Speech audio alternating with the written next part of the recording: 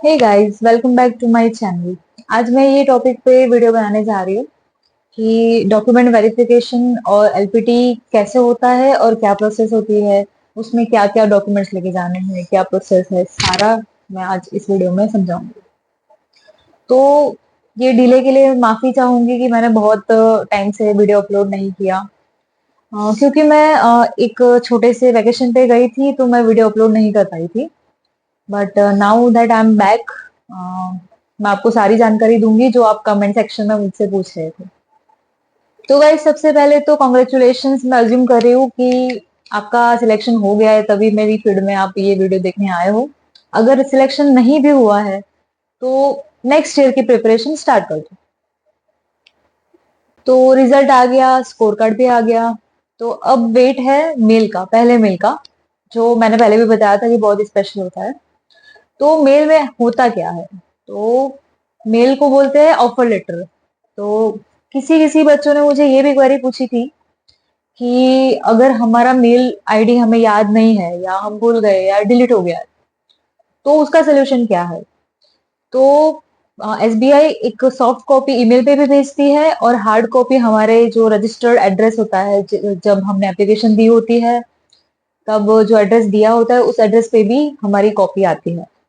पर delay, hard copy में थोड़ा सा डिले हो जाता है। बस यही एक उसका डिसएडवांटेज है।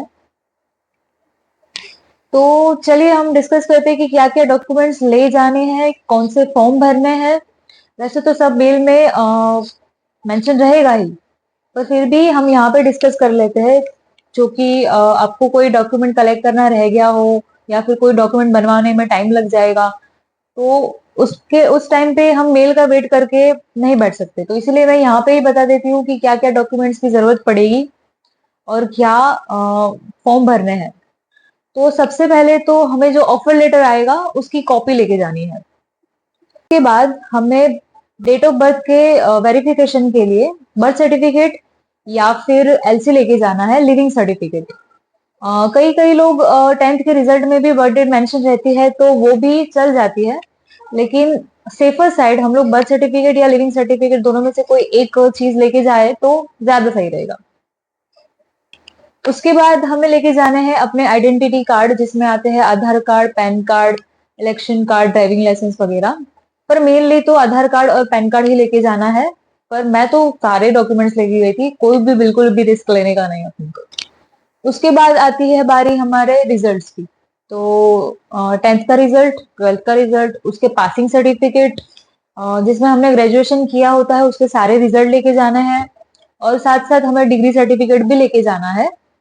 कई लोगों ने मुझे ये क्वेरी पूछी थी कि अगर हमारे पास सारे रिजल्ट्स नहीं है तो क्या करें, डिग्री नहीं है। तो गाइज ये मैंडेटरी है, तो अभी से आप ये कलेक्ट करना शुरू कर दो। एप्लीकेशन जो भी करना है कॉलेज में स्टार्ट कर दो, क्योंकि वो लेके जाना ही है। ज्वाइनिंग से पहले हमें सारे डॉक्यूमेंट्स देने ही पड़ेंगे, वरना वो हमें एक्सटेंशन लेने को बोलेंगे। बात करते हैं कैरेक्टर सर्टिफिकेट की। तो कई लोगों ने क्वेरीज पूछी थी कि ये कॉलेज का मैंडेटरी है क्या नहीं है। तो मैं एक चीज आपको क्लियर बता दूं कि या तो हमें दो गैजेटेड ऑफिसर के कैरेक्टर सर्टिफिकेट लेके जाने हैं, या तो फिर एक गैजेटेड ऑफिसर, एक बैंक ऑफिसर और एक स्कूल के प्रिंसिपल या अपने कॉलेज से निकलवाना है। और कैरेक्टर सर्टिफिकेट के फॉर्मेट के बारे में बात करें तो गैजेटेड ऑफिसर और बैंक ऑफिसर का जो फॉर्मेट होता है वो सारे ग्रुप्स में आपको मिल ही जाएगा और एसबीआई भी प्रोवाइड करेगी, एसबीआई की वेबसाइट पे मिल ही जाएगा। पर स्कूल के प्रिंसिपल और कॉलेज का जो फॉर्मेट होता है वो उनका खुद का होता है। वो जो प्रोवाइड करेंगे कैरेक्टर सर्टिफिकेट, वही सर्टिफिकेट बैंक एक्सेप्ट करेगी। तो उसमें कोई भी कंफ्यूजन मत रखना। बात करें कास्ट सर्टिफिकेट की, तो एससी, एसटी, ओबीसी और ईडब्ल्यूएस, इतने चार टाइप के सर्टिफिकेट्स होते हैं और मैं इनमें से किसी में नहीं आती। पर स्टिल मुझे इतना पता है कि एससी, एसटी और ओबीसी के जो सर्टिफिकेट्स है उसमें दो लेवल के सर्टिफिकेट होते हैं, एक स्टेट लेवल और एक सेंट्रल लेवल। तो जो स्टेट लेवल का होता है वो शायद 3 साल के लिए वैलिड होता है और सेंट्रल लेवल का 1 साल के लिए। तो जनरली बैंक वाले सेंट्रल लेवल सर्टिफिकेट ही एक्सेप्ट करते हैं और ओबीसी वालों के लिए नॉन क्रीमी लेयर का सर्टिफिकेट होता है। तो वो थोड़ा ध्यान से कर लेना, बाकी आप लोगों को ज्यादा पता होगा सर्टिफिकेट के बारे में। मुझे इतना आइडिया नहीं है क्योंकि मैं जनरल कैटेगरी से हूँ। और ईडब्ल्यूएस की बात करें तो उसमें इनकम और असेट सर्टिफिकेट जैसा कुछ है, तो वो लेके जाना है। और वो जब आपने फॉर्म भरा था उस साल का भी लेके जाना, और रिसेंट भी निकलवा ही देना सेफर साइड कि कुछ रह ना जाए। और उसके बाद हमें फोटोज, पासपोर्ट साइज फोटोज लेके जाना है। वैसे तो वो 5 बोलते हैं लेकिन हम सेफर साइड हमेशा सेफ ही रहते हैं, तो 10-12 तो मैं लेके ही गई थी ऐसे ही कि अगर बच भी गए तो कोई दिक्कत नहीं है, लेकिन कम पड़ गए तो फिर दिक्कत है। उसके बाद सबसे इम्पोर्टेंट डॉक्यूमेंट, जिन्होंने पहले कहीं पे जॉब करी हुई है तो एनओसी लेके जाना है, नो ऑब्जेक्शन सर्टिफिकेट, अपने पास्ट एम्प्लॉयर से, क्योंकि उसके बिना वो लोग डॉक्यूमेंट वेरिफिकेशन करेंगे या नहीं उसकी कोई गारंटी नहीं है, तो वो कंपलसरी लेके ही जाना। एक क्वेरी मेरे पास आई थी कि वो यूको बैंक में था और उसने ज्वाइनिंग अभी रिसेंटली ही किया था, तो उन्होंने मना कर दिया। तो ऐसे केस में हम ऐसा कर सकते हैं कि एचआरएमएस में अप्लाई कर देना है और उसकी कॉपी एसबीआई वालों को दे देनी है। अगर फिर भी वो अप्लाई नहीं करने दे रहे हैं तो एक बार एसबीआई के एचआर में बात कर लेना। हमेशा सेफ रहो और ऐसी दुविधाओं से बचे रहो। ये तो हो गया हमारे सारे डॉक्यूमेंट्स के लिस्ट। अभी जो हमें मेल आएगा उसमें क्या अटैच होगा, तो उसमें जो S C S T OBC के जो फॉर्मेट्स है वो रहेंगे, और होगा बायोडाटा फॉर्म जो हमें फिल करके जाना है, 2 रेफरी फॉर्म भर के जाने हैं। और ये जो सारे डॉक्यूमेंट्स है वो ओरिजिनल भी लेके जाने हैं, और उसकी वैसे तो वो लोग एक ही कॉपी मांगते हैं, लेकिन फिर भी सेफर साइड में 2-2 कॉपी निकलवा के लेके गई थी। और सारी कॉपीज पे अपनी साइन करना मत भूलना। और एक बात आपको बताना मैं भूल गई कि रेफरी के फॉर्म में 2 रेफरी के फॉर्म भरने होते हैं, उसमें जो एड्रेस आप डालते हो वो प्रॉपर डालने हैं, क्योंकि वो फॉर्म हमारे एड्रेस पे भी सेंड होते हैं, मतलब उनके एड्रेस पे जो एड्रेस हमने दिया होता है, और वो उनको फिल करके वापस एसबीआई को भेजना होता है, तो वो ध्यान से भरो। ये तो हो गई बात हमारे डॉक्यूमेंट वेरिफिकेशन की। अब हो सकता है कि डॉक्यूमेंट वेरिफिकेशन के बाद उसी दिन हमारा एलपीटी ले। LPT means language proficiency test. आपने जिस स्टेट से भरा हो उसी स्टेट की लोकल लैंग्वेज हमें आनी चाहिए, मतलब इतनी तो आनी चाहिए कि उनके साथ हम कम्युनिकेट कर सके, क्योंकि हम फ्रंट लाइन वर्कर्स बोलते हैं हमें, तो उसके लिए एलपीटी लिया जाता है। एलपीटी कैसे लिया जाता है उसकी बात करें तो जनरली जब हमारा टाइम था, मैं तो लोकल लैंग्वेज ही बोलती हूँ, तो मेरा तो एलपीटी नहीं हुआ था।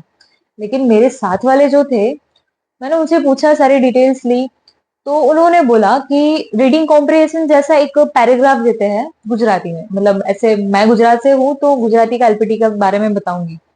तो गुजराती में एक पैराग्राफ था और उसके ऊपर से एक थोड़े से क्वेश्चंस पूछे थे, उन क्वेश्चन के आंसर हमें देने थे। लगता इजी है पर इतना इजी होता नहीं है, तो एलपीटी बिल्कुल ही सीरियस लेना है आप लोगों को। और हमारे टाइम पे एक बंदे को, मैं दोबारा बता रही हूँ, ये एक बंदे को फेल किया था एलपीटी में, और एसबीआई में एलपीटी फेल होने के बाद दूसरा चांस नहीं मिलता। आई रिपीट, एसबीआई में एलपीटी फेल होने के बाद दूसरा चांस नहीं मिलता। दूसरी, मतलब मैं जब सेंट्रल बैंक में थी तब उसने जब एक बंदा एलपीटी में फेल हो गया था, तो उसको 3 महीने का एक्सटेंशन दिया था, उसके बाद वापस एलपीटी लिया था। ऐसा कुछ मेरे ख्याल से हुआ था। पर एसबीआई में एक बार एलपीटी में फेल हो गए तो दोबारा उसको चांस नहीं मिलता, तो आप लोगों को वो बहुत ही सीरियस लेना है गाइस। फिर कई लोगों ने मुझसे ये भी क्वेरी पूछी थी कि अगर हमारा सिबिल खराब है या कुछ डिफॉल्ट है तो उन केसों में भी एसबीआई हमें डिस्क्वालीफाई कर सकता है। तो हो सके तो अपना डीवी से पहले सारे डिफॉल्ट्स क्लियर कर लो, अपना सिबिल सुधार लो, वो सब सही कर लो। और दूसरी एक बात, पुलिस वेरिफिकेशन भी होता है, तो वो सब भी देख लेना गाइस, वो क्लियर ही होना चाहिए। मतलब यहाँ तक आके हमें फेल नहीं होना है, मतलब अभी तो सिलेक्शन लेके ही रहेंगे। बात करें प्रेग्नेंट लेडी की, तो अगर आपके रिजल्ट आने के बाद आप 6 महीने के अंदर अंदर प्रेग्नेंट हो तो आपको ज्वाइनिंग मिलेगा, पर डॉक्टर के मेडिकल फिटनेस के साथ। अगर रिजल्ट आता है और आप 6 महीने से ज्यादा प्रेग्नेंट हो तो आपको डिलीवरी के 3 महीने के बाद आपको ज्वाइनिंग मिलेगी। वो भी डॉक्टर अगर मेडिकल फिटनेस सर्टिफिकेट देते हैं कि आप फिट हो जॉब करने के लिए, तभी देते हैं। लेकिन इस बात की जानकारी, जो प्रेगनेंसी है जो भी है, वो आपको एसबीआई को पहले से ही करनी होती है, और डीवी के लिए तो जाना ही है। और लास्टली, अगर आप पहले एसबीआई में इसी पोस्ट पे, मतलब क्लरिकल के पोस्ट में काम कर चुके हो, तो इस बेस पे आप डिस्क्वालीफाई हो सकते हो, क्योंकि एसबीआई में ऐसी पॉलिसी है कि सेम पोस्ट पे एक बार रेजिग्नेशन देने के बाद आप दोबारा एम्प्लॉय नहीं हो सकते। This was it from my side. Let me know your concern in the comment section, and please like, share and subscribe my channel. Thank you so much for hearing me.